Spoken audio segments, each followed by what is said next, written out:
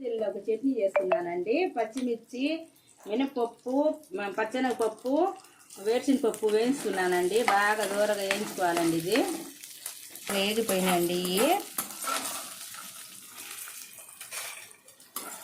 కొంచెం చల్లారాలండి. చల్లారిన తర్వాత మిక్సీ పట్టానండి.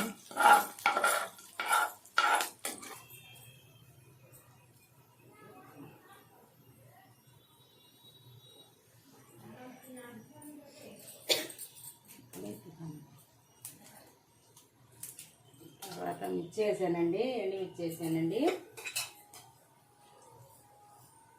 కొంచెం జీలకర్ర వేసానండి.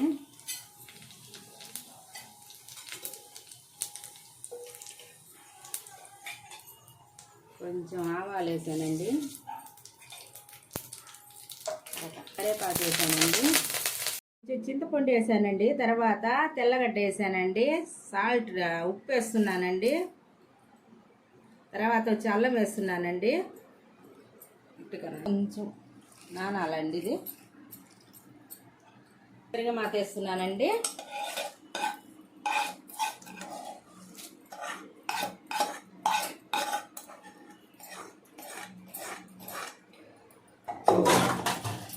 సూపర్గా ఉంటుందండి ఈ చట్నీ. సూపర్ టేస్ట్ అండి. పట్టుకెళ్తాను.